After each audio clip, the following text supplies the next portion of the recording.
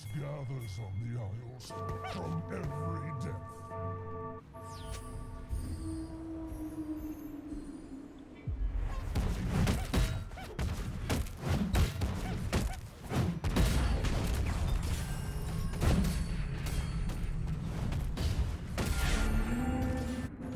Fade and be gone.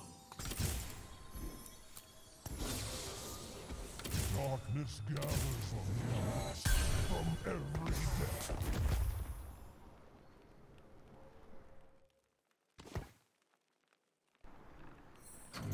Guess we're fighting.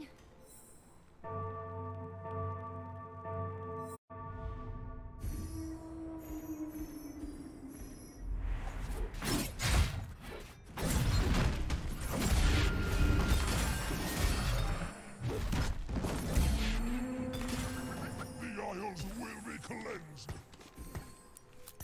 Let's raise the stakes.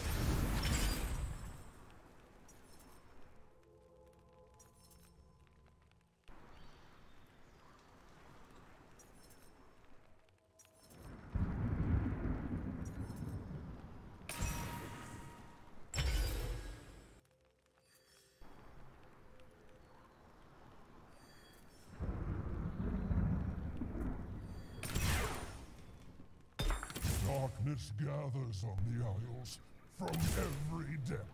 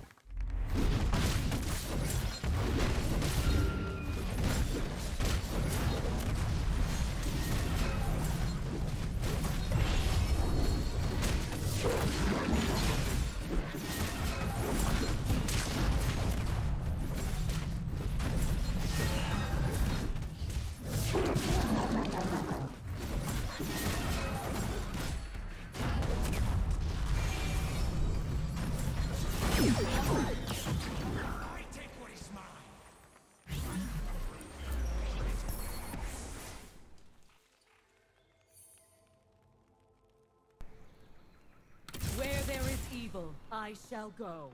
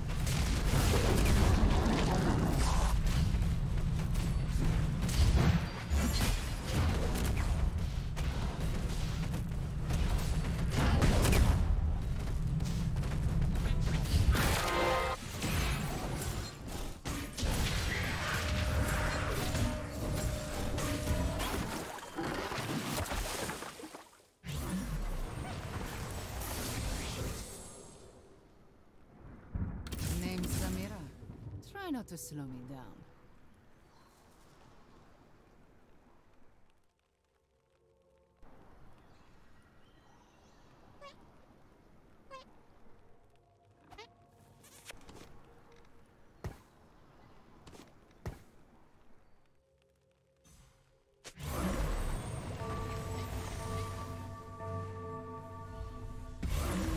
Guess we're fighting.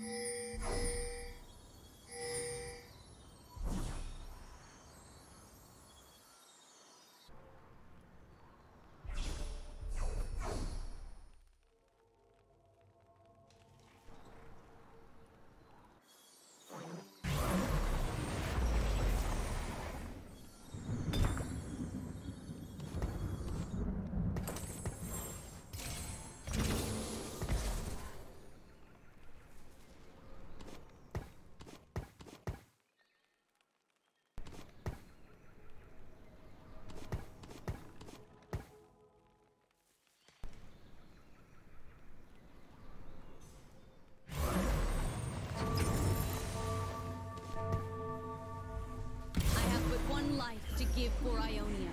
I must make it count.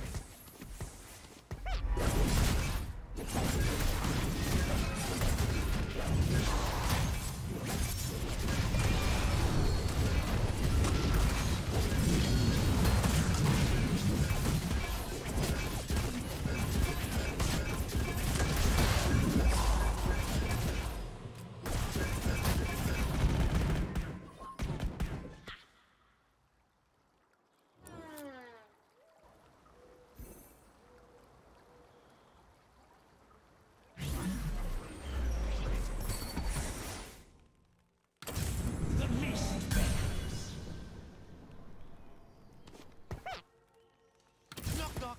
Vengeance calling.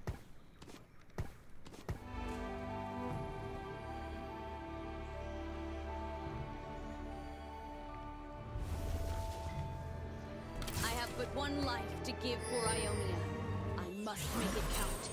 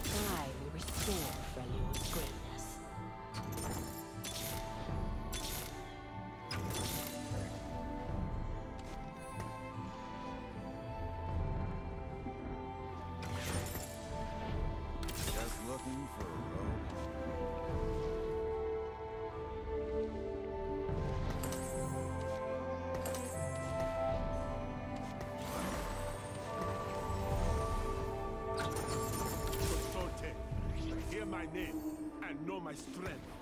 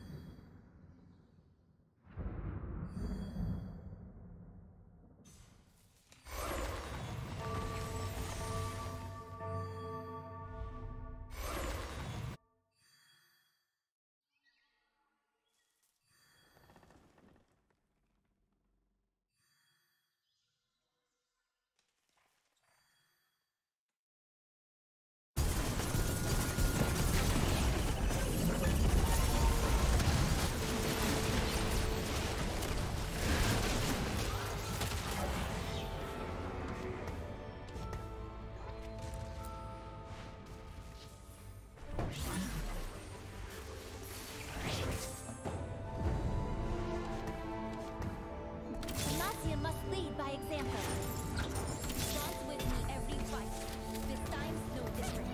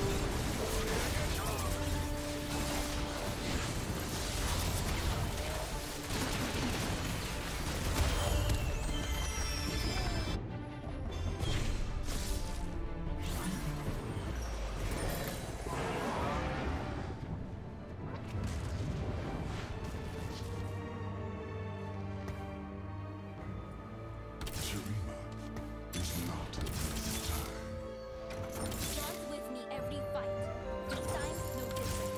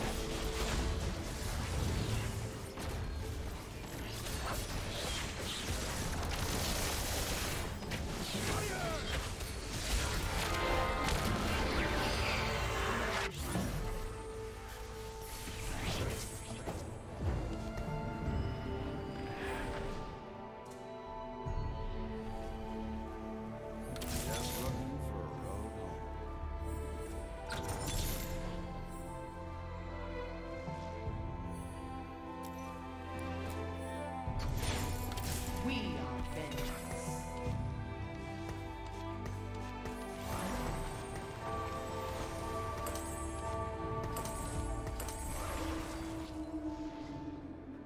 The void has breached this place.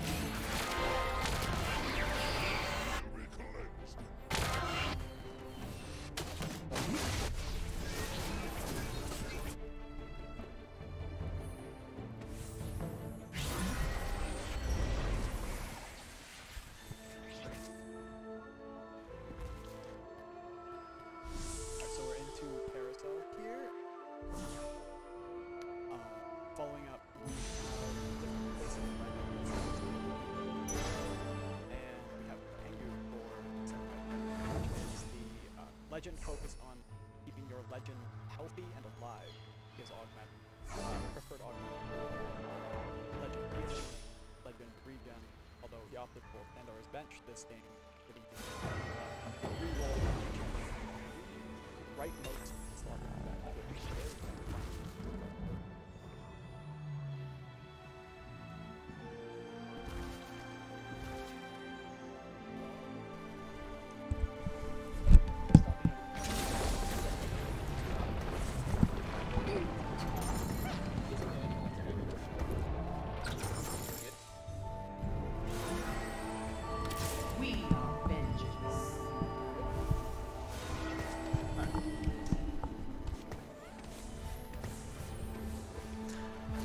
So what we're seeing here is we've got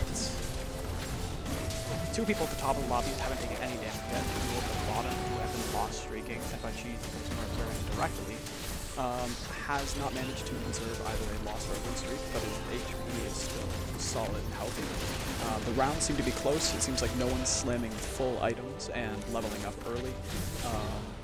Either one or the other. You can see we have no econ generation, and by cheeses he's optimizing for the Pandora's Bench, and leveling up at 5 to get higher chances of higher rarity champions to put on that bench in hopes of getting towards his Pildo versus Gunners, his Zons, in an earlier stage you might otherwise.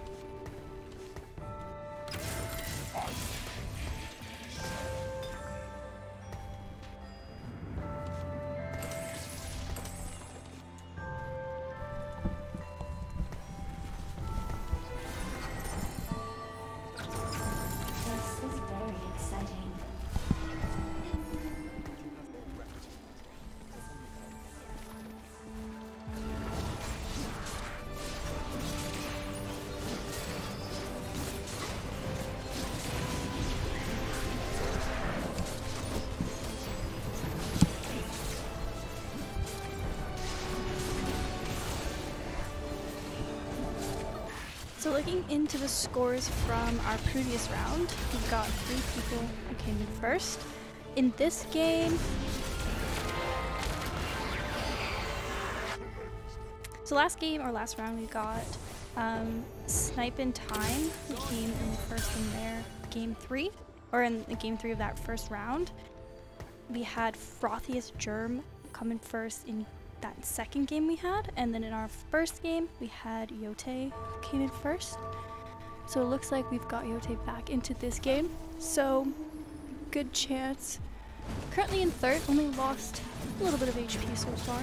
Conserving a top 4 is really important for advancement at this point. With a first place, the points generated is 7 on a linear scale from 0 to 7, 8th to first. So just placing in the top 4 will give a very strong, if not guaranteed, chance of advancing to the finals. The finals are a 1-game best of 1, where the placement directly is your placement in the tournament. Points don't carry over from the round robin.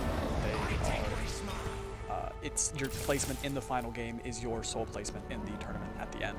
Round robin will be relevant for 9th onwards, but the top 8 is determined by that game alone.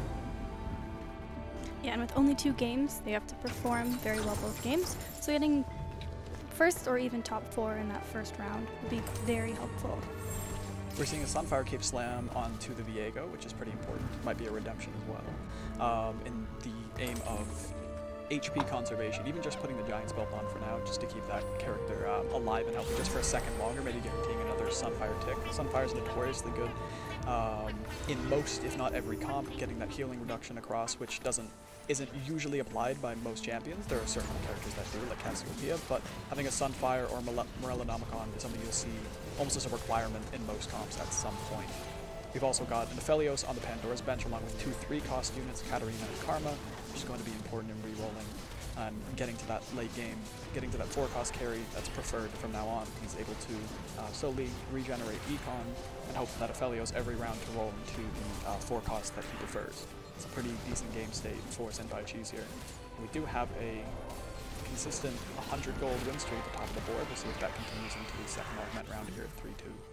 No, we've got it broken. No one has not lost a round here at the second augment.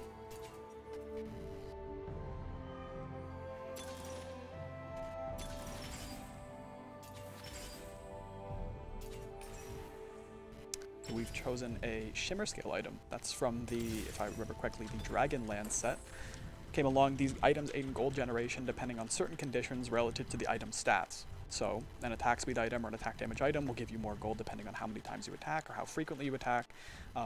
The AP will give you mage stats, and the tank stats, there are other items that will give you a tank stats, and you will get gold based on how long that tank survives.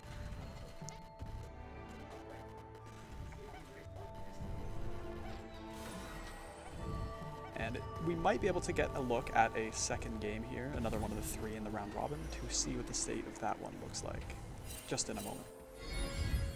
And here we are. So we are the second game of the group stage just as well. Scrim here at the bottom of the lobby, loss streaking for Econ, it seems. He's got a solid 40 on his gold counter and a 5 loss streak, which is going to be given +3 gold per round. And we get a prismatic round of augments. He's got Twisted Fate, which is probably going to 2 full items. Buried Treasures will give the, 1 extra augment, sorry, 1 extra component, and 8 gold. Or sorry, but not the 8 gold. He opts for this, which is extremely valuable with the Pandora's bench. Sorry, the Pandora's items, letting him re-roll those augments, those components every round into the optimal components for his build. He's then going to level and try to insert into a win streak using the optimized items that he's going to be getting from round on. This game, though, we do have a 100 HP win streak. That's going to be given just as much gold as Scrim's loss streak here at the bottom, so it just depends on the different playstyles that we have going. We have 3 Demacia Slam with the Jarvan, who's incredibly powerful as an AoE CC unit, and it's on that Tristana, who doesn't have any trade back, he can find himself as a carry. He didn't win this round, he will break his lead streak, but he will get to that 50 gold threshold, so he's a bit of a win for losing out one unit. Probably most of the idea. Tango is just rocking. Our observers aren't helping too much with being able to see any of the battles, but that's okay. T2ers? Like we will probably jump back to Senpai Cheese to see how that other game is going on for now, and we're back at a carousel where we began. Cheese has been win streaking since we left off. That Goldmancer's staff is probably popping off for him right now. And in his own words, he has just spiked. So one thing to notice about the scores on the side, so Jungle de France came in second in that previous lobby against with Yote coming in first. So it's really important to see them in second right now, because if they can keep this up, it'll put them in a very competitive spot for that finals placement. But Targon isn't. A blue buff slammed on the Echo from here on out. The standard Echo itemization is a Jeweled Gauntlet into Hand of Justices, but that's when you have a Pandora's item, so this is making the most of the situation where he's in at the moment. Although very well could be an item holder for later. That augment on there, pretty important to pop off onto his area if that was the ideal. So that Echo is going to be doing work in the meantime. It's a lot of casts with the Goldmancer staff, it's going to be a lot of econ. The Echo is going to be very difficult to kill that blue buff, simultaneously with the Hand of Justice, giving a lot of casts which are going to heal him, and the damage from that spell healing him even further, keeping him topped up on HP. Having healing reduction against the Echo is going to be just as important as having it on his team. See now, he's still full HP, just mowing down the enemy team, generating so much gold from that Goldmancer staff, at least 8 in that round alone. He could level to 6 in before his next.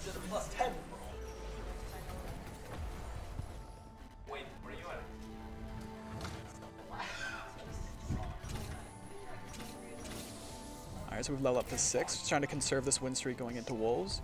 Serving win streaks into Wolves and neutral objective rounds is probably the most important time to do so.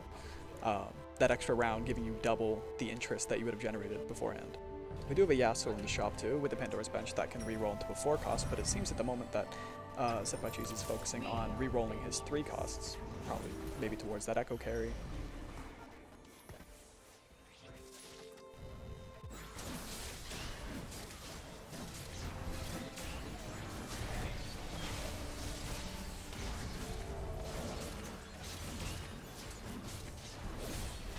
Got a Callista in, so that's 3 Shadow Wilds.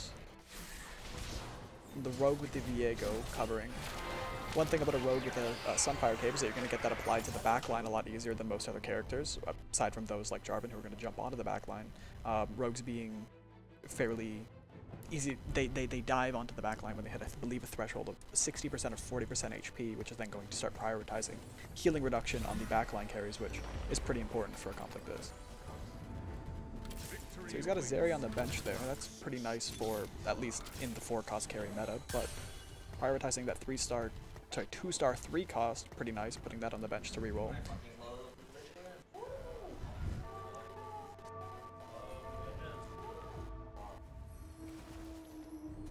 And that win streak is conserved. The only person on a win streak in the lobby at the moment, going into Wolves, it's going to be a lot of gold generation. Coming out of this, you might have more than enough to get towards level 7, keep that win streak going with sheer numbers, maybe push that Shadow Owls to Shadow Owls 4. Another 2-star 3 cost. That one's going on the bench, as opposed, sorry, onto the board as opposed to onto the Pandora's bench.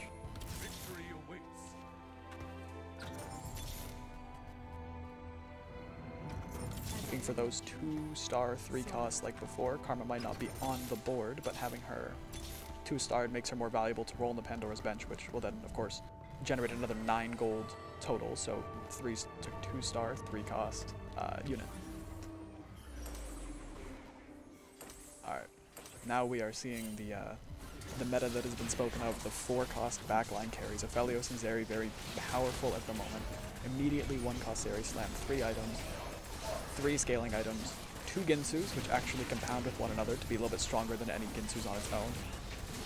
But that Echo is too powerful, takes it out in 2 casts of his ultimate.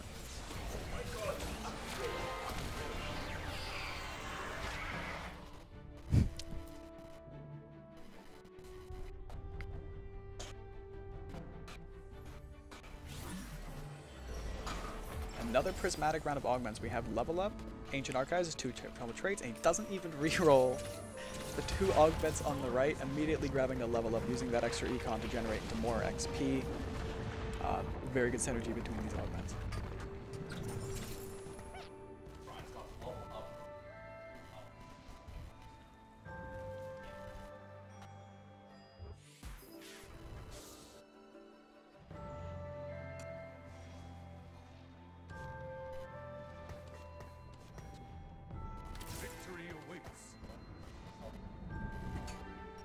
At the moment, it's Herrick giving shielding only to the Echo with his ultimate, which isn't necessarily suboptimal.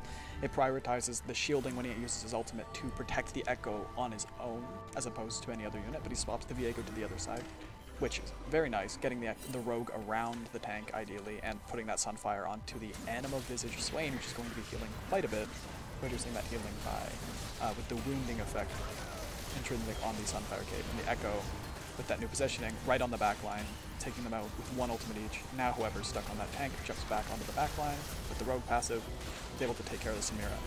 The round doesn't look too good, but without that Echo's positioning, probably would have been 3 or 4 more units in terms of damage. The win streak is, however, broken at this point. And then with that, we got Henry up into first place. I wish we could see the other boards a little bit more, so we can see what other people are building. Another Pandora's bench reroll, keeping those 3 costs. There we go. A lot of Bastion frontlines we're seeing, and a lot of Twisted Fates and Ornns in this lobby. Very standard of the meta at the moment. Ornn's powerful relative to his ornaments, or Ornn items, which are more powerful versions, unique versions of items that you can place on your units, which are going to give unique effects. Certain ones that are meta at the moment include the Eternal Winter, which we can see on the 2-star Sejuani here, making her incredibly difficult to kill, slowing the attack speed of those that hit her in that 4-cost attacking meta. Not as important to the Echo, but still making her very difficult for anyone else, including that Callista, to hit her consistently and stack up that true damage. Some of the other ones, Sniper's Focus is a backline unit ornament that does more damage the further the carry is from the person that they're hitting, which is very nice on Azeri and Aphelios, those Deadeyes that will hit the back line without even needing to move, putting a lot of distance between them, getting up to 40% bonus damage. On the other hand, we have Twisted Fate, which, also focused on itemization, is going to re-roll the items on your bench to let you get your best in slot every game, as long as you're patient enough. You'll see this a lot with Garen re-roll comps, See this with lots of aura buff effects like Locket and Zeke's. You're looking for a new component. He's got a long sword, sorry, a BF sword, and a... I think it was the cloak. Yeah. Bench. So he picks up mana. So now at the moment he has the option between a Chalice of Power, Spear of Shojin, Redemption, and Bloodthirster. Redemption does have very good synergy with Tarek, who functions in the same aura that the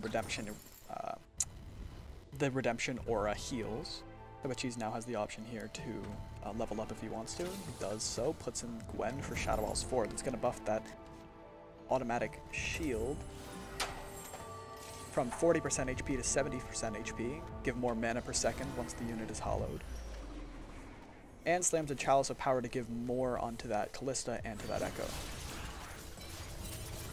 You see Gwen now getting onto the backline just like Echo intends to. It'll be very difficult for these backlines to deal with them.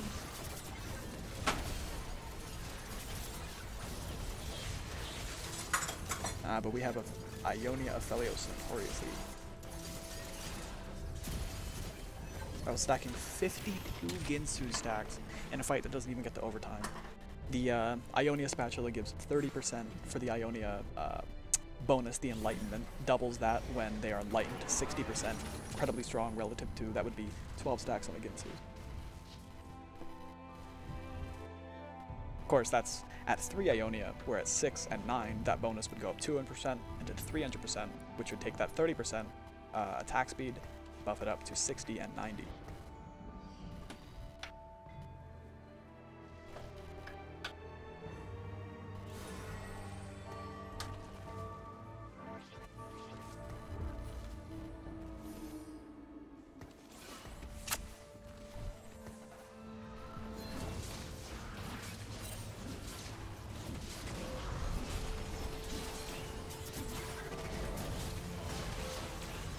Liking the positioning from Senpai Cheese here. He's got his Callista stacking true damage onto the Bastion units, which are notoriously powerful at being defensive in the very start of the round. The first 10 seconds they get bonus resistances. Stacking up that true damage while they're there is probably some of the only effective damage you can put on the Bastion units at the start. But here we've got a double rapid fire cannon Bel'Veth. That's going to be very hard to defeat considering how long the range of the auto attacks.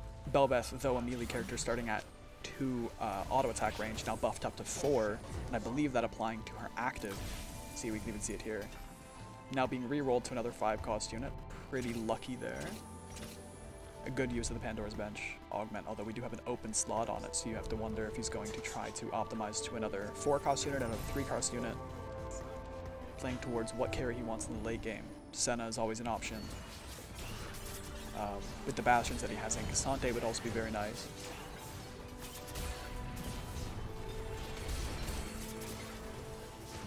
And he does have a slot to go to Ionia and Ionia 3 and Sorcerer 2, so an Ahri would be equally powerful. We do have the Senna here, can push that. Pulling a lot of 5 costs. We're up to 3 Invoker, just 1 more for Senna 2. Very powerful. We got Shadow Isles 5 now. Actually 1 over what's necessary. Gwen on the board. Those Echo items can be transferred over to Gwen. And there we go, we've got that Sorcerer, although Ionia has been dropped.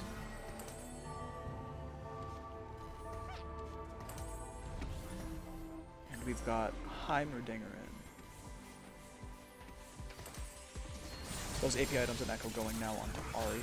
One of them going on to the Senna, who's getting a Hand of Justice and the Goldmancer Staff, as well as an Edge of Night to keep her alive just that little bit longer. Also give her extra attack speed if she's going to take damage on the backline, which will let her get more shields off and be even add more utility to her team, as well as being a damage threat. With Shadow Walls 4, she's going to be getting a lot of mana with the attack speed from Edge of Night. It's very plausible for the Senna to get 2, 3 ults off of the fight. Usually very high mana cost unit. There, so he's got 3 5-cost units re-rolling on the Pandora's Bench, and at this point he has the decision of whether he wants to roll for his Shen 2, potentially a Rise 2, to sell that Karma, and to go for... So he's deciding to put the Ionia in. He pulls up his Invokers to 3, which means the Rise is now an option to take off the board. Rise in the Targon region, of course, his ultimate is going to send one of the enemy units into the sky, drop them back down as a meteor, which of course is nice. It stuns, does some good damage, but it's also incredibly valuable if you have one of these tanks, say like that T-Hex, like that Sejuani with Eternal Winter. If the Rise Cassin's the only unit left, it insta-kills, similar to the old Duelist Yasuo. So here we might get to see it if Asari gets her ult off again. No, it looks like T-Hex is a bit too powerful. That Piltover cash out with the 2-star Zeri. Pretty good setup on her. So we've had 2 people knocked out now. We're in the top 6. We are seeing Yote still in the top, as well as Henry, which I believe were first and second in their last games. We do have the option of selling the... Yeah, there we go. A lot of 2-star 5 costs. Now we have 2 open spots on the board. Is it going to be the Bel'Veth or Scion? So looks like Scion. We put Bruisers on, and we roll the Bel'Veth into another 5-cost carry. We do have an extra Bastion, which also means that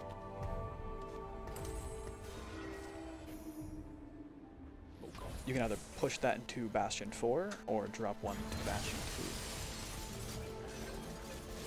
2. Now this backline of a Chalice of Power with 3 15-cost, 2-star, 5-cost units is incredibly powerful. It's going to be the priority for his enemies to take out, because as you can see, they're able to clear the enemy backline without even having to move. But that front line is a bit inconsistent with its trait bonuses. There's that Rise ult. Set comes crashing down.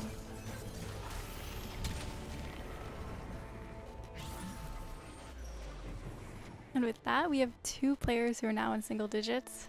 It's getting a little bit scary for those 2. Are we going to see the Heimer? Okay, so he's going for the Heimer 2. Oh no, he sold his Heimer now. So we can drop one of the Bastions, we can drop one of the Invokers to keep those traits active while putting in Heimerdinger. Heimerdinger's a pretty solid unit in pretty much any comp if you have the gold for it, rolling down for 3 of the regeneration feature on his turret will actually make it a pretty good tank, as it absorbs some DPS and then regenerates its own health while untargetable, consistently re-upping as a tank, especially against things like Deadeyes. Our top 2 players just leveled up to level 8. So they're about 1 level behind, so they've got 1 less player on the board. One thing to keep in mind with that score as well is DJ Green 13 did have a bad first game. He only got 1 point. So even if he does really well, probably not making it into finals, and might actually push Yote or the chances of Senpai Cheese out of that finals. So it does make that a little bit spicy with that placement. A first place could pull DJ Green into the finals pretty consistently, I think, with tiebreakers and things like that, depending on the first priority on tiebreakers is how many first place finishes you have. So if we had a split at 8 points, with a 7 points coming from a first place and 1 point coming from a 7th place, it is possible that they would have the highest priority on that list of number of first places for the tiebreaker. So it's not, all hope is not quite lost, but it would be still an uphill battle against these end games. Comps that counter other comps can be pretty volatile when you're at that low of HP. You might be the strongest in the lobby, but if one person counters your comp, gets some good positioning on you, you can be knocked out pretty fast. The only person seemingly safe from that at the moment is Yote. Though we are here in round 5, about to go into the dragon round, and then once we're in round 6, pretty much any loss is going to do so much damage, even at 24 HP. Unless you're being knocked by a single unit, defeated by a single unit, it's still very likely that you will get knocked out. Trying to fix his positioning here, get the Ahri. His carries all itemized in the back here. The D-Hex does seem have a good angle on his backline, but he's got the mana cut by the Ahri with her first 2 casts of her ultimate, which is making it a delay on the breath here. Let's see if it hits the backline. Nope. His backline is entirely safe from the T-Hex breath. There's some of the, probably the 2nd largest source of damage behind the Zeri for his opponent, but there, the 2nd breath did go on the T-Hex, but Rise ults the T-Hex out of the map, drops back onto down into the backline.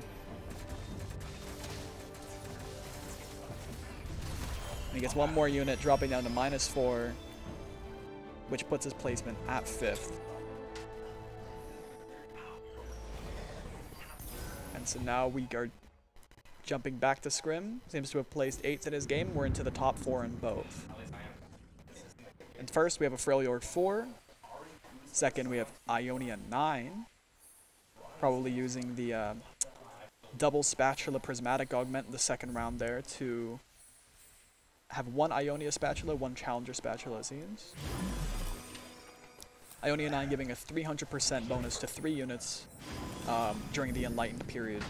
Incredibly powerful, but still somewhat fortune-based.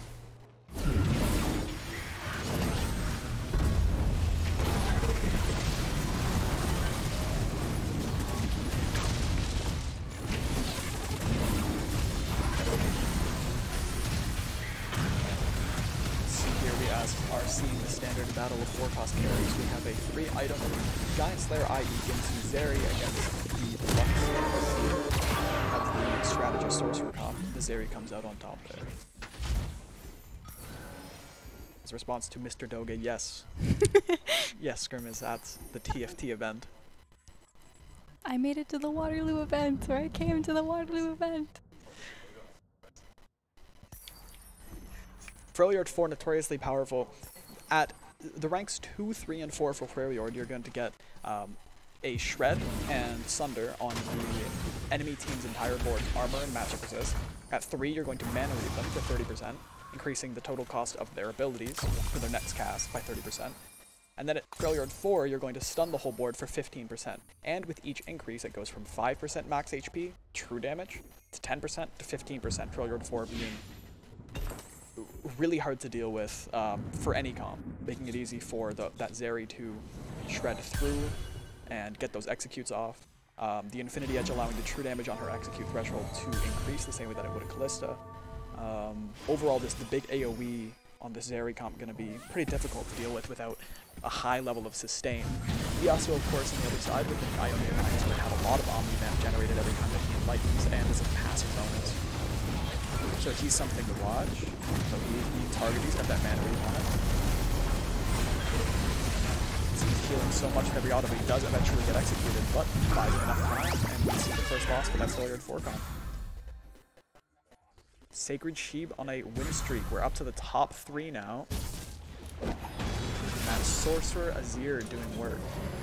No attack speed on the Azir, but his board does have the recurve bow, which means his whole team is gaining attack speed. There's a Zeeks to give that bonus, and the Giant Slayer is giving a little bit of attack speed as well. So the Azir's not exactly lacking, but he is getting a lot of bonus AP from the Sorcerer trait.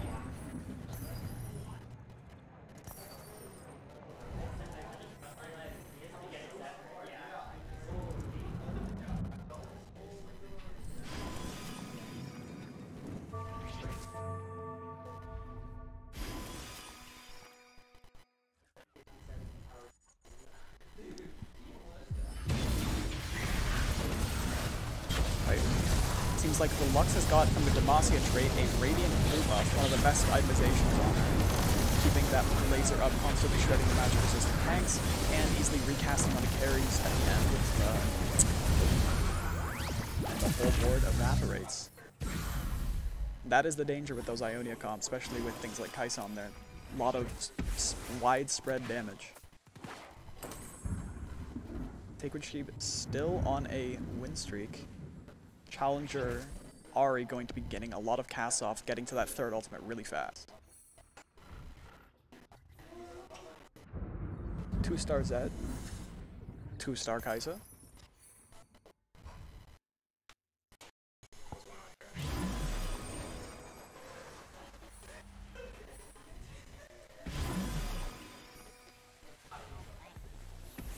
This time the Lux has gotten into the Radiant Giant Slayer, giving straight bonuses. Percent bonus damage. Very important for the rolls of Tank Shred. She's got mana read, but she's got through the mana read, she's cast it again. Are we going to be able to see Sorcerers take up the enemy backline, or is it going to be Zeri first? Zeri's taken down, we have Rise. That Rise casting on one unit will execute. Nope.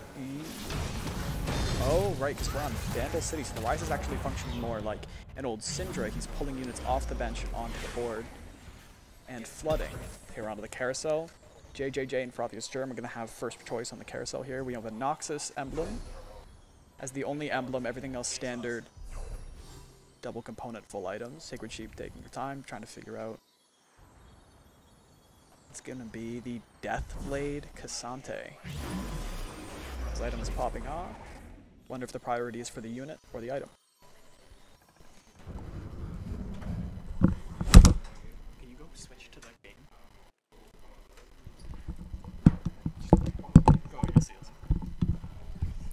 One second, we are getting And we're back into at the it. game. Okay, Cassandra is on the board, giving us Bastion 2. Probably not there just for the trait. Bastion 2 only giving 25 armor and magic resist, which of course doesn't have that much value into the Freljord comp with the Shred. But Cassandra is very good at taking out tanks that are otherwise hard to deal with, knocking them into the backline, knocking them off the board, and if he's tanky enough, gets him a pass off. Curious to see if he's going to be able to survive long enough to get that. Something might be a long-term investment here, trying to get something like that. Two-star Scion, two-star Sejuani, those huge tanks, getting them off the board.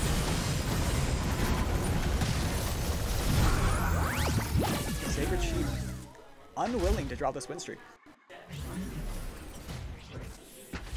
And now one more round going into the neutral round, going into round 7. This is kind of getting into the hyper late game here. We're going into 3-star 4 cost, 3-star 5 cost is actually possible. We now have 2 aura items buffing up the Sorcerer Azir and the Demacia Lux backline. The Swain is going to function as Magic Shred. Not as important for the Lux, but pretty important for the Azir. And Thieves Gloves on the Karma.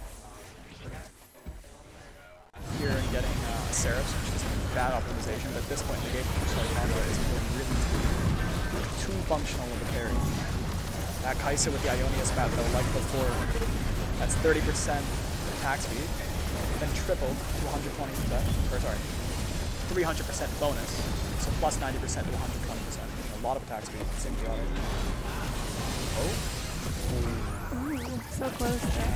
The 1-star, 1-cost Jhin pulling it out with the Ionian Enlighten bonus.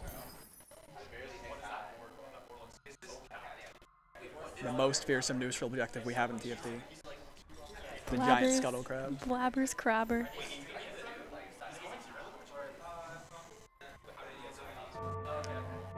So we've got JJ with only 2 HP, so into that single digits. So just a little bit of a reminder of what those scores were in that first round is we did have Sacred Sheep with 4 points. So if they can keep this up, they're in a really good chance to get into that finals. Froth uses Germ. They had 7 points, so they were actually first place last round. So this is really good if they can keep that second place position. And then for JJ, only had 2 points. It is possible, maybe, can hold it out a little bit longer, just stay alive. That'll be really good for them. Yeah.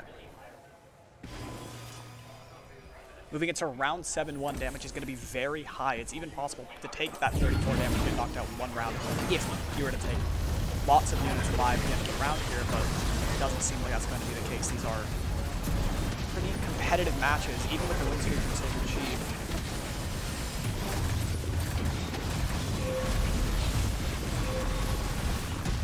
And here it looks like going to be the end of things for JJJ. Minus 23, that's that high damage, but the other 2 have 1, keeping their health high. We might see another 2-3 fights. At this point, we're going to be seeing a lot of rolling for high-cost units, trying to get those 3 stars if possible. Those 3 stars, of course, confirming you into an auto win.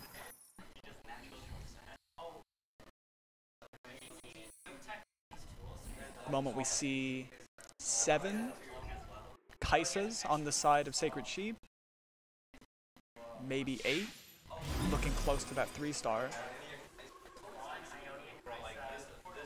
And 7 Yasuos. Getting 3-star of either of those units is very powerful. Kai'Sa's missiles go up from 15 to 25. Of course, the damage going up by quite a bit. With all that attack speed, just going to cast it very, very often. She's also very good to kill, casting jumping away from units every time she ults. Oh, she's backline doing a lot of work right now.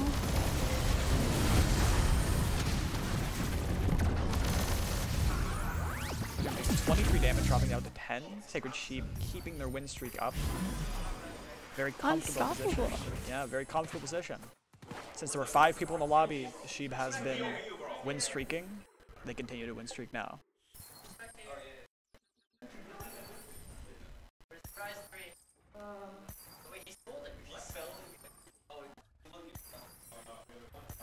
We see him rolling for a Belbeth 3. Are we going to start seeing board? Yeah, board units are being sold. We're going for this Rise 3. Oh, Sorry, it this looks like Belbeth 3. there was another game that just ended in a dramatic fashion. We weren't able to hit Belbeth 3 here. Now we have another Belbeth 1 star on the board. Fairly will drop the 4. It seems like this is going to be the end. Frothiest Germ 9, that second place position. There's the surrender, still confirming them 6 points. First place 7 points. Seems like both of these will be advancing. GG's.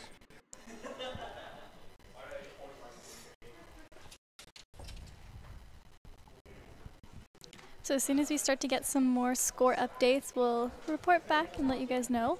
In the meantime, we will be taking a short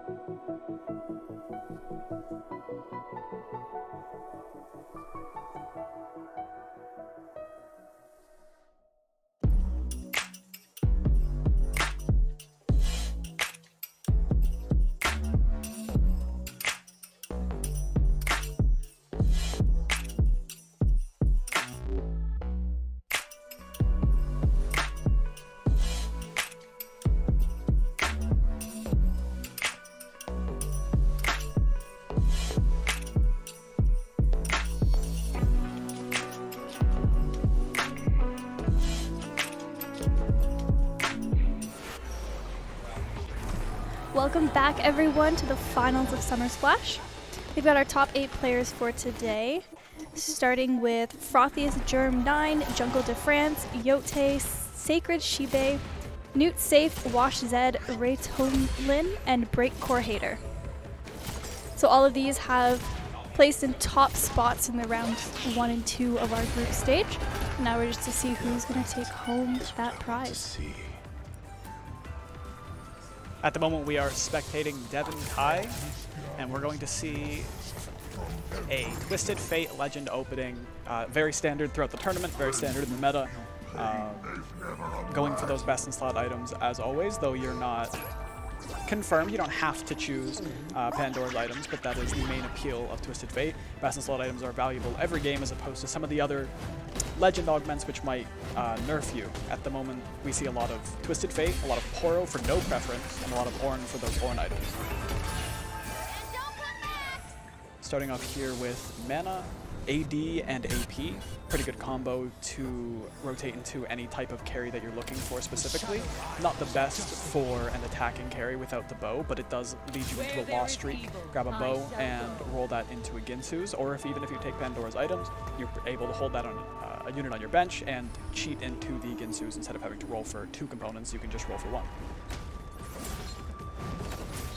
Here he has accumulated a lot of the 1-cost units looking for 2 stars early to give a preference towards any given comp.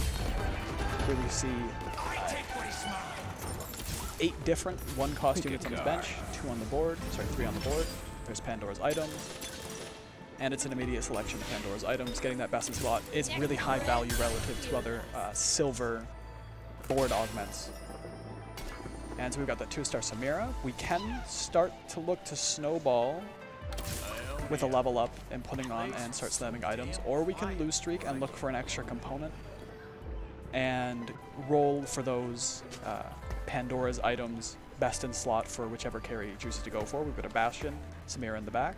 She's a good item holder for pretty much any late game 4-cost AD carry that you're looking for. And some other players on the board are already opting to go for that level 4 instead of buying up some of those champions. So we'll see how that plays out in the first PvP rounds. One thing to note is that if Devin Kai is able to pull out a win with this budget board, he is in theory able to sell his board and get to that 10 econ to start generating up. We do have a Yordle's board across him, which isn't exactly strong. We have 1 cost across the board, though we do have an item and a half slammed with that Sunfire, which is pretty good in the early game, generating a good amount of damage because with the longer fights.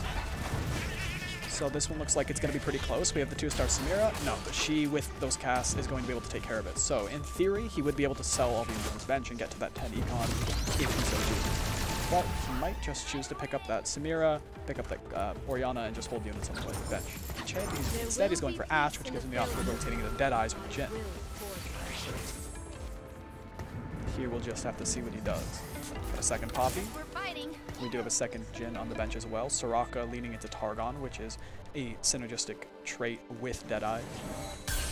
And already we're seeing a lot of early rolling from the honor roll comps. Their benches are full, trying to get those crazy gold value. A lot of attack damage items on the bench for Devin Kai here. Pretty good with that Pandora's, depending on what he wants to run for. Right now we could slam IE Last Whisper, which itself is a pretty good AD carry itemization. We also have the option of a Giant Slayer, which is mainly considered best in slot on Aphelios, which is the Deadeye carry. On the other side, we have a Econ run. We have Galio with the Demacia getting a lot of healing, which is pretty hard to deal with, actually. And then just the 10 Econ scaling up, taking things slower, though not the weakest board in the world, not taking too much damage here. Even if he wins, or even if he loses, the 1-star Orianna not being that strong, or 2-star Orianna not being that strong in the 1v1. It's only going to be by 1 unit, pretty close. And yet it actually so close. 1 HP. Oh, wow. Choosing to let the Soraka go instead of picking it up here. 2-star Jhin. We can get a 2-star Viego if we're looking for it. Which would give Shadow Wall synergy with the Poppy. Leveling is a good option. So now we have 3 synergies on the board. 2 2-star units, the option of a Ginsu's and a Sunfire, which are 2 meta-defining options right now. We can also put Cassidy on the board to give Bastion in place of the 1-star Poppy. Choosing to stay with Poppy, it looks like. The Poppy giving shielding, which makes the unit last a little bit longer. Cassidy, of course, giving the Disarm, which is more of an aggressive CC option. Opting to take more time, maybe let that Ginsu scale up. Just slamming a Chain Vest, giving that 20 armor, just about 7% more physical damage resist. 7 or 8% physical damage resist, just to make it last just that little bit longer. Maybe get to 1 extra cast in theory.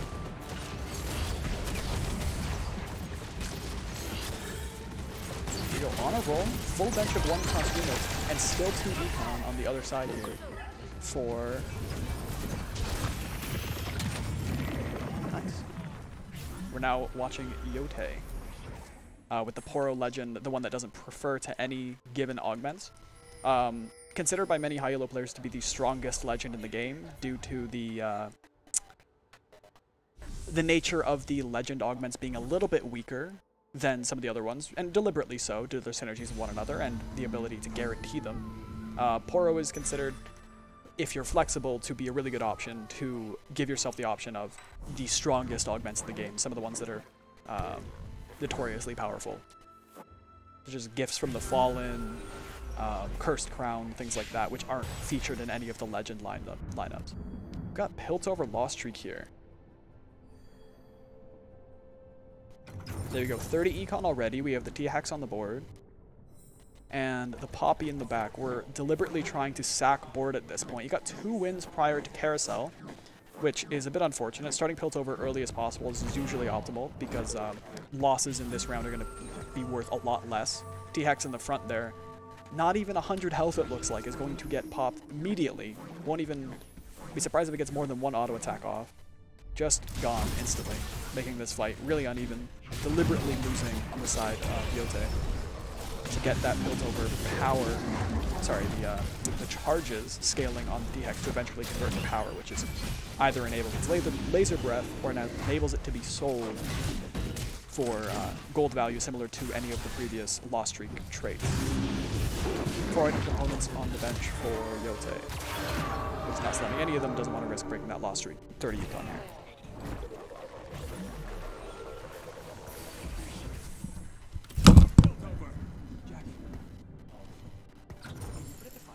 Still says group stage.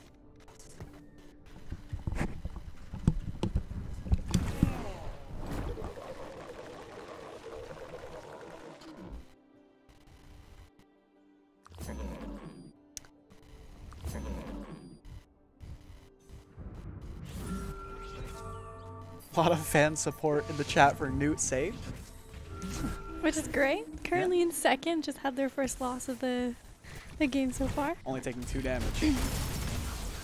You'll take a moding on Newt save. We might have had a lobby enemy here now.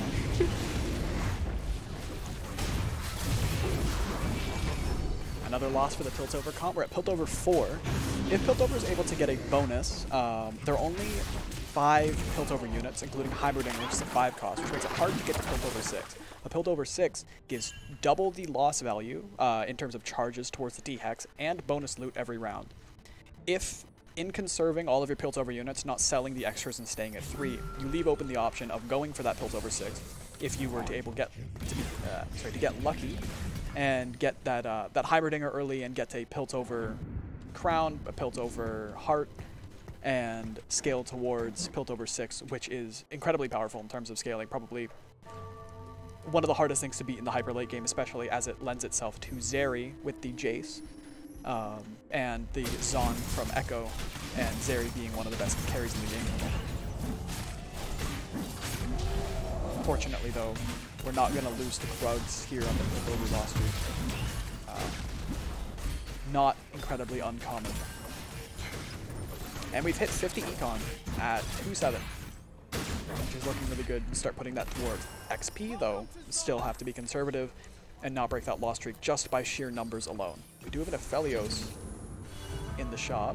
We've purchased enough XP on that side that we can't buy it without breaking econ, but we've swapped back over to Devin Kai now, who's first place with that best in slot. Pandora's items reroll. Now up to Bastion 3, considering Bastion 4. Jin still item holding that Ginsu's. Huge Bastion front line, going to leave Viego just off to the side so that he doesn't get targeted while the Bastions have bonus resists. Although we do not have the Deadeye trait active anymore. We do have Akshan and Ashe on the bench. Akshan's been sold. Hoping to win this round, get the 1 bonus gold. Sees the 4-unit Yordle's roll comp. Knows he's going to win. Sells that Akshan. He's going to get the 20 econ. In this fight, slamming a Titan Resolve and a recurve bow for just a little bit more attack speed, a little bit more scaling, holding more items. Of course, the more attack speed that you put on a unit with Ginsu's, the faster the Ginsu's will stack, the more powerful that is.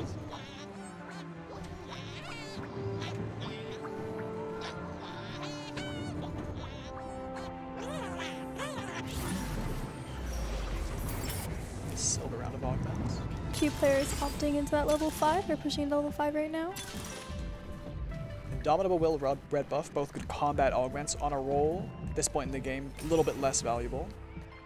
Chooses for the Red Buff, which gives them the option of not going into a Sunfire Cape or a Morellonomicon, as that wounding is going to be applied to every unit on the board pretty consistently. As soon as they're taking damage, they are having their healing reduced. Frees up some item components. Instead of having to go towards a Sunfire, you now can play towards a Bramble Vest, or a Dragon's Claw, or a Warmog's, Redemption, any of these more powerful tank items that give more tank stats relative to their components, where Sunfire loses a little bit of its tank value in favor of that damage and healing reduction. We got a few players also getting some of those first 3 stars. We got Rayton Lin with, I think it was a Maokai 3-star, and then we've got Wash Zed with 3-star Tristana, if I remember correctly. And then a few other players just pushing into that level 6. Yeah, that early econ strategy, rolling down on a roll, specifically very good for that. The Lee Sin Legend is going to let you get on a roll on a silver augment round 1. It's very good, lends itself to Yordle reroll kind of comps. There are a couple other reroll comps that are less popular, Yordle's being the main one, as the trait itself rewards having 3 stars. We have Jin versus the Kale here. not able to finish off the Poppy, focuses it with its ult, and Jhin not the best in the 2v1 due to how long the ult self-stuns. We have a BSR on the bench. We could go towards a Giant Slayer, if so chooses.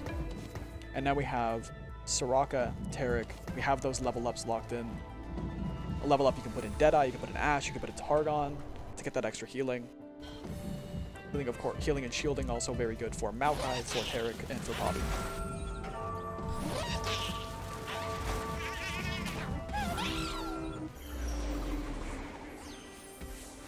Sacred Sheep, just like last game, on a win streak, seem to be very good at conserving their momentum, using the econ gain from streaking and losses and wins to their advantage.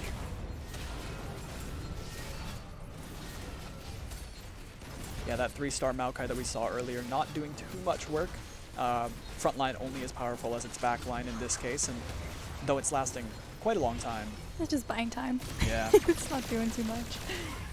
Here we head into a new carousel round. So we have a Jarvan with a spatula, that's going to be high priority. We have a Kai'Sa and an Urgot, which themselves aren't usually main carries. There are challenger comps that use Kai'Sa and Yasuo, but so far, challengers haven't been the most contested comp in this game. Kai'Sa picked up all those 4 costs, gone except for the Jarvan with the spatula. It seems like no one's running a spatula-given comp at the moment. Some indecision from Newtsafe, picking up the Maokai. A lot of Maokais in this game. And the one left over being the Katarina with the Null Magic Mantle. The spatula picked up by Devin Kai, who can push that into, I believe, with a Chain Vest is a Bastion spatula.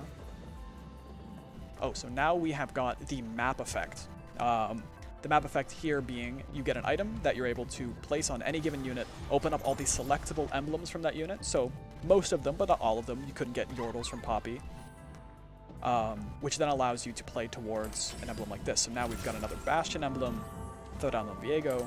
That's Bastion 5, and we have a spatula to play with as a Juggernaut emblem, not Bastion emblem. To play towards an Ionia or any other spatula, or even just hold and pray for another. Back to Yote. That Piltover loss streak seeming going well. He's at 5 loss streaks, still at 82 health, so conserving a lot of health from 1 unit losses until apparently right now, taking a lot of damage from Devin Kai. They're sitting with, what, 6 item components on his bench, his Zon Augment and his Scroll of Knowledge, I believe is the name, from the Ionia map. 2 Yasuos in his shop. And a Jinx towards Zon Gunners. Doesn't look like he's going to pick up. Oh, picked up the Jinx. Did grab the Jinx at the last second. 1 more loss will be very nice in conserving that loss streak and the econ. Important not to be a little bit too strong at the moment. You can see we have Warwick in just for the Zon, and Talia in doing a whole lot of nothing towards his traits and his power. Good for the loss streak, but dangerous. Another Orianna, same thing. Don't want to win.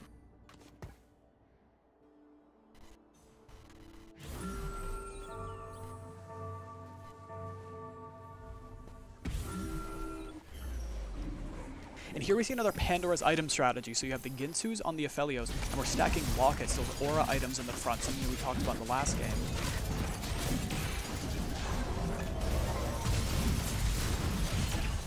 The Vi locked in the back, unable to move. Very good, very guaranteed loss here. Keeping that loss streak going, taking 14 damage, which is a high amount, dropping from 3rd place down to 7th place in the span of 2 fights.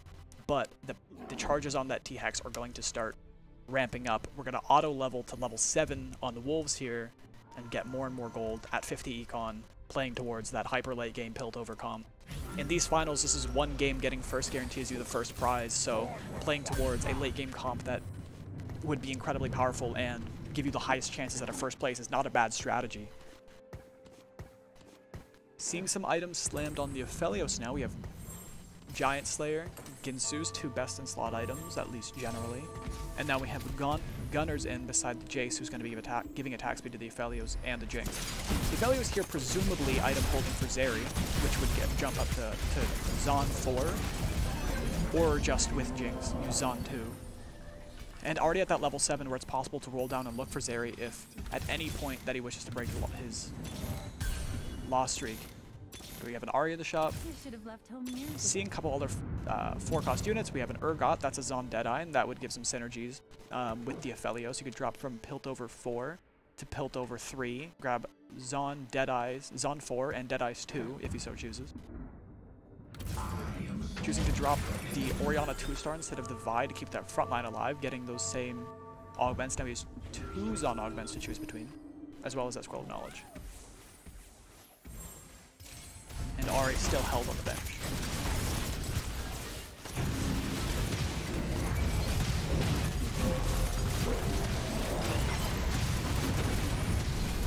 At this point, we've got to be looking for is the minimal amount of damage taken on a loss, and the ability to roll down and optimize after the loss streak is broken. We're at an 8 loss streak now with Piltovers. It's going to be giving a lot of charges towards the D-hacks. Fully over the 30 mark to start using the laser at this point. It's all increasing value. More damage on the lasers, more space stats, and more gold value if you choose to sell. And our 3rd round of augments here. With the Poro, no preference towards any. Healing Orbs, a good combat. Piltover units. And Contagion, which is pretty good at eating through that front line. They're all re-rolled. Portable Forge, Ornn, that Sniper's Focus, notoriously good for backline carries like Aphelios and Zeri. We'll see if he tries to luck into that one, or goes with the easy gold value from Shimmering Inventors. We got Death Defiant, Zhonya's, and Gold Collector. Gold Collector's not terrible. Gold Collector with Deadeyes is pretty good, considering it increases the execute threshold with those Deadeyes, which want to one-shot backline units up to 12%. And a little known feature is that the Collector in TFT will execute if all multiple units hit at the same time, so you don't actually have to be the last one to hit and get that execute. Some tank items summoned on Warwick, looking at the Zon augments. Still has that Scroll of Knowledge to push towards another trait. One potential strategy is to go for level 8, level 9, look for that Heimerdinger, and then use that Scroll of Knowledge to get Piltover 6 in. But we are getting towards low on HP, another high number unit loss, taking 14 damage total, 19 damage total, was it? Yeah, quite a bit. Still in 7th place. Sacred Sheep down at 6th place, no longer win streaking, although holding those Piltover units on the bench just in case. Bit of a roll down here, trying to get a little bit more power. Jinx. 2-star Jinx. And there's the Zeri, selling the Aphelios immediately, rotating into the Jinx. Sorry, the Zeri. That's Zon 5. And Robotic Arm getting that extra attack in.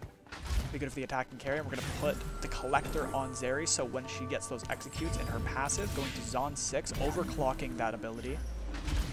We're going to get another augment on the bench. She collects. She has a 50% chance of getting 1 gold for each thing, which is going to be good for pushing level 8 and rolling out for Zeri 2-star.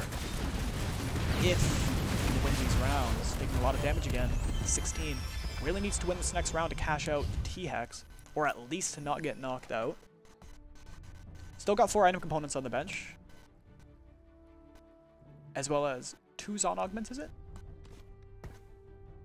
So with the overcharge, each of those augments are some of the most powerful buffs you can give to your units. Choosing the right one's really important. Alright, we got 1st round selection here. What's it gonna be?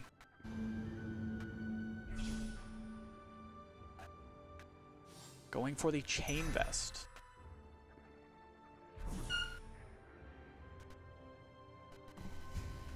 The Chain Vest here is going to give 5 item components, so incomplete. Interesting to see which ones chooses to prioritize over the others.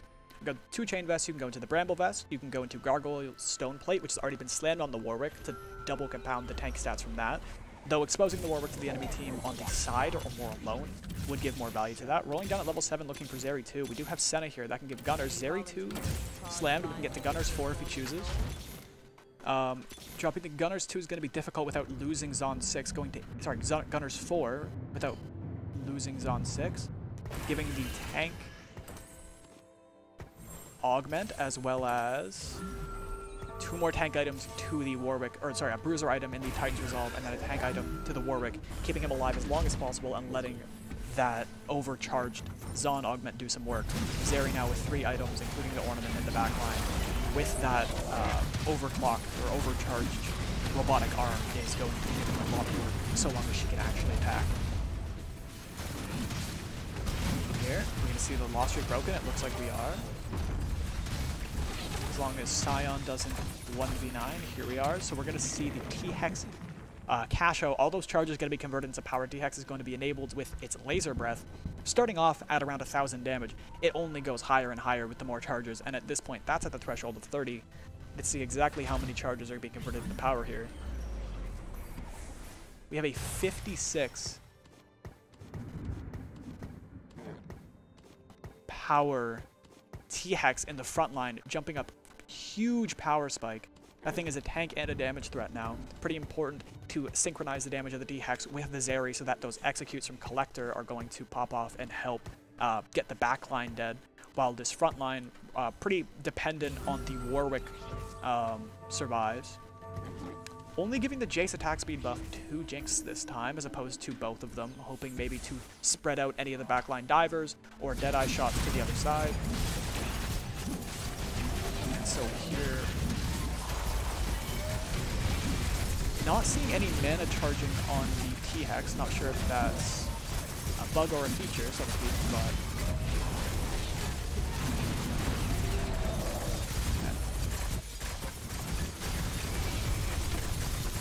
yeah, not sure what's going on with the T-Hex not using its laser breath, and that's gonna be it.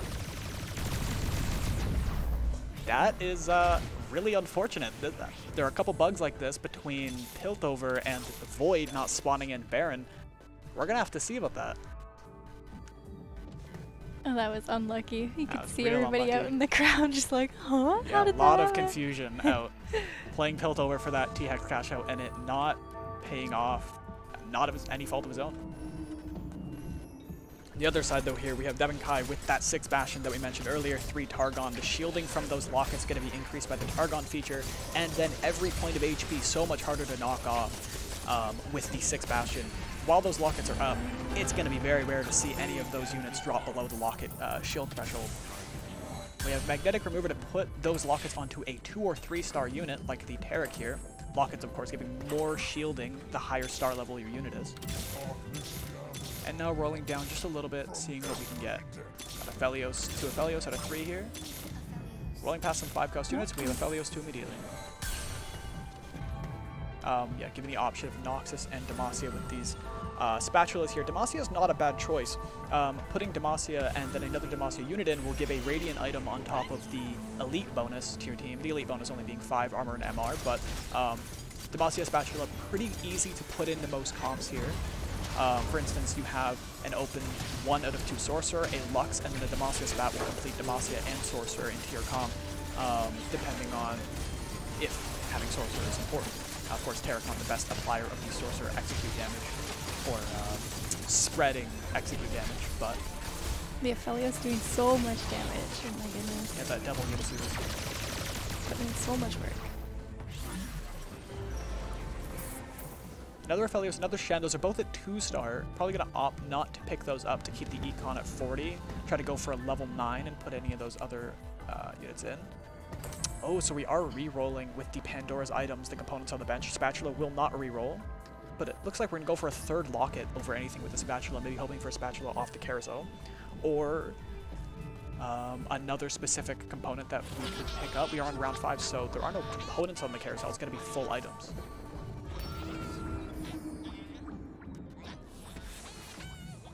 On the other side, we have Ionia Sorcerers. Ahri 2-star already there with some healing items. Going to be pretty hard to kill, though she's not supplying that much damage to her team in the way of healing, so the front line is getting torn apart by this Aphelios, who was stunned by the Jarvan, getting stunned again. Ahri going to let out her massive ult, just wipes the board of Devin Kai with that Giant Slayer, Hand of Justice, Gunblade, and Chalice of Power, looking like at least Sorcerer 6 on the other side. Pretty powerful. Now we are into the top 4. Like I said, this is the 1-of-1 game, notwithstanding any remakes that might happen considering that Pilt over T-Hex. And we have that Demacia Lux in the shop if the Demacia Spatula is the strategy Devankai chooses to go for here. Winning this round, however, will push him to 50 econ, which will be nice in pushing towards that level 9 with these 2-star 4-cost carries, or slow rolling at level 8, looking to maybe 3 stars if Velios 3 stars Shen and look for the first that way. Here against Dude Save, we have a rapid fire cannon, Belveth in the back, and the Baron with Void 8 and this map guarantees you the ability to get to Baron Nashor. Baron Nashor already secured. Kaisa and Belveth at 2 stars. It's going to be a very powerful board, like, pretty hard to defeat. Baron's still at full HP, just doing work at the front line. Belveth, however, has jumped into the front line, is now taking damage. It's not exactly what you want. Belveth is dead, Kaisa's still alive, so is that Baron. It's really just going to come down to whether or not this Aphelios can stack up enough chakrams to heal through the damage from this Void board that's coming out of 1x1. Not quite enough. Most of the carries dead except for Kaisa, but a focused Kaisa ult is going to be incredibly hard to deal with. In terms of unique items, the only thing we've got here is a Challenger Spatula on the Ahri. Challengers aren't extremely present in this top 4, but even Challenger 2 isn't terrible in the way of attack speed. And it looks like the items we got picked up: the Challenger Spatula, a Last Whisper for some armor shred, some Static Shiv for some magic resist shred. And now we are moving towards this level 8, this hyper late game. After this, it really comes down to who's going for 3 stars, who's going for level 9. What strategy are they going for? We have the Yordles, which are able to push to level 9 with that 4-cost Tristan on the back line. Velios here doing work, but having a little bit of trouble eating through the tanks. And that Bastion emblem on Soraka.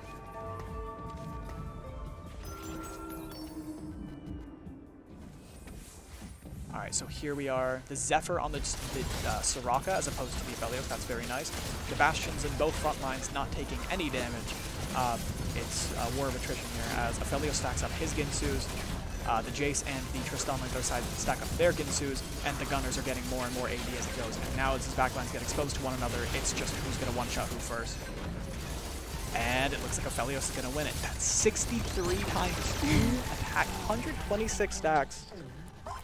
Absolutely shredding everyone. At that point, you can't even see the animations of his attacks as they translate. They are just laser beaming onto the enemies.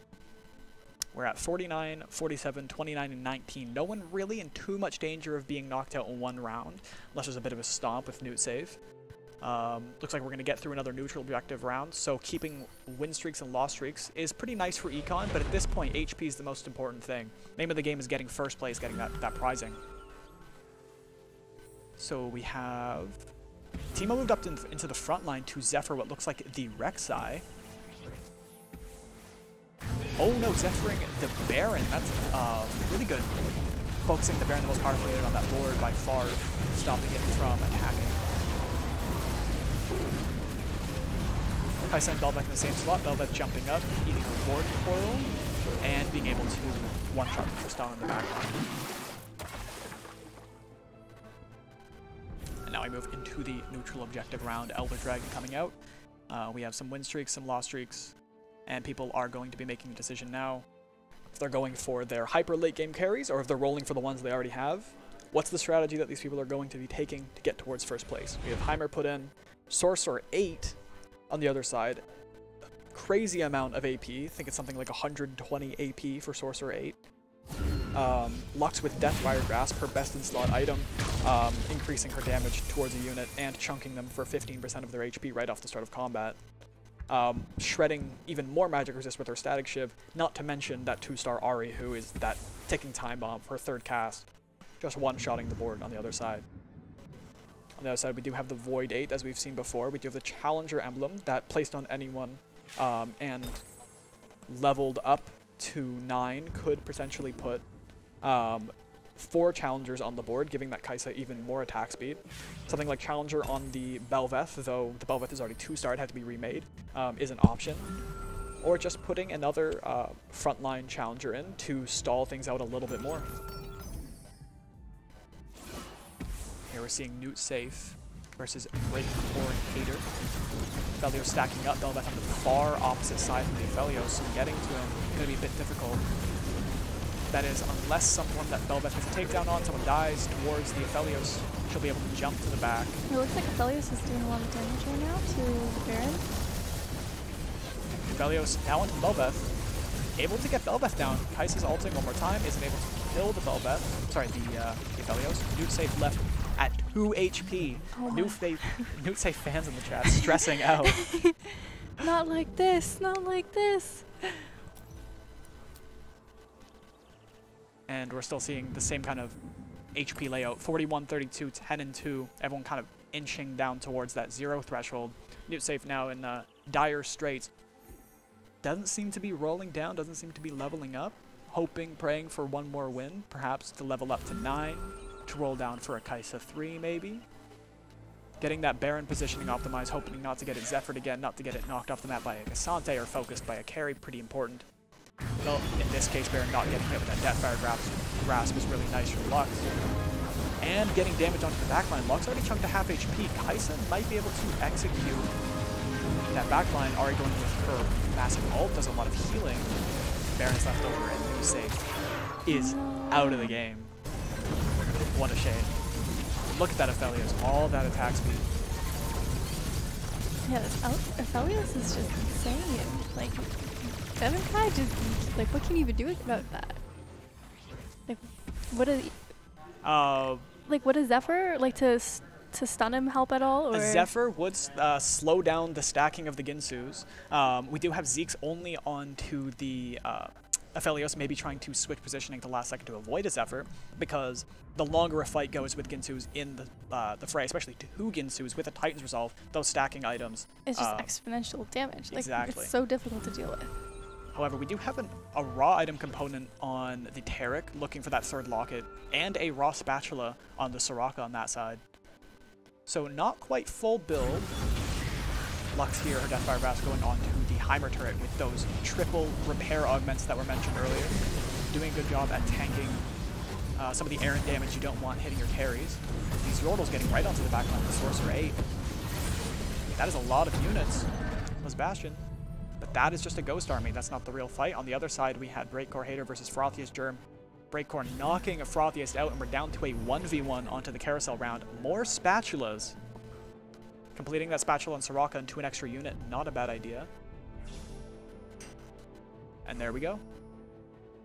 We got the Titan's Resolve picked up on Cassante, one of the best late game things. When your main carries, your main tanks are already occupied, Titan's Resolve can give you extra aura augments. Sorry, aura items. It can give you extra shred items like a Static Shiv or an Ionic Spark, so not a bad idea. Rabadon's onto the Taric for more shielding, or is he going to be conservative, hold it, hope for a 3rd locket?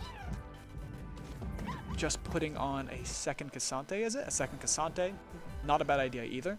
Cassante is all about positioning. The first person that Cassante hits, knocking them towards the edge of the board, following them, trying to knock some of the largest units. That turret, for instance, that keeps regenning in the front line, that 3-star Maokai. Pretty big deal. Aphelios has got Zephyr'd this round, though. So that stacking, starting at 1, just now starting to stack here 6 seconds into the fight. And he's stunned again. We're not going to see, well, be unlikely to see another 120 stack Ginsus on the Aphelios, but he still has to eat through that 3-item Maokai in the front line with the Bramble Vest, nullifying his crit. But he's just chewing through it. It's possible. Backline. Oh, Aphelios prioritizes the Tristana, takes it out. 3 versus 1. Oh, and he just gets beaten by the Heimer and Senna, those 5-cost units. A little bit stronger than they look at 1-star. Rolling down, Cassante 2 found. Needs to fill out his board with another unit. Choosing to put Sion on, another frontline unit that's going to buy a lot of time. Sion ult, charging out of the backline, stunning everyone, and then respawning again, and another health bar to chew through. It's a massive 6 Bastion, 3 Targon frontline with all those lockets in that Sion. Choosing again, confident, not slamming the Ionic Spark on the Taric. Not a lot of magic damage to shred. Not a lot of casters on the enemy team that are too important to do that marginal damage with. Trying to dodge the Zephyr. Both Zephyrs going to the other side. It still prioritizes the Ashe, but chooses to prioritize the Kassadin instead of the Aphelios, going to the nearest target. And Aphelios stunned again, but stacking early. turret regenning in the front line. Ooh, but the enemy Cassante knocking right into the Aphelios, stunning him. Now knocking Sejuani again into the Aphelios, not off the board. Wondering if that's better or worse situation for this laser beam Aphelios, who's now moving towards the backline, stunned again. Tristana hitting the carry, but the Tristana's not hitting him. But again, just 2 units right at the end. Can't seem to get through the backline. We do have an Ashe in the shop. Ashe is actually only at 1 star right now.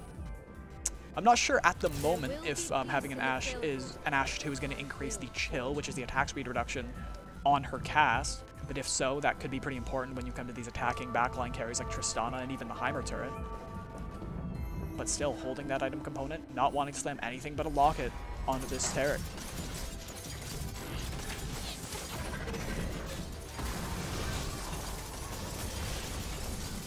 With enough gold, able to get an extra bit of interest. Gonna roll down, most likely, looking at these extra items. Bramble Vest, Gargoyle Stone Plate, good at preserving the front line here. Looking for Ashe 2, looking for Scion 2, looking for a unit to replace that Scion with, potentially. Moving down to 12, 11, 10 seconds in this round. Could be the last one, depending on how large the fight goes to. Remaking the Taric. And slamming those lockets onto Cassante, and perhaps a Rabadon's onto the Taric for an extra shield value. Cassante here prioritizing the enemy Heimer turret. Not bad, considering the Heimer turret is going to regen and be a consistent frontline annoyance for the Aphelios to have to eat through. Knocking it back into the backline, hitting the Heimer and Senna, but not the Tristana, who's as of yet untouched, treading through his front line. Aphelios still has a full 3-star Maokai to eat through. We know that he can do it, but can he do it before the Tristana starts hitting him? No, Tristana's on to Aphelios. Aphelios is dead. And that's a 5-unit loss. That's going to be enough damage to knock Breakcore Hater out of the tournament. That was the winning blow. And that will be it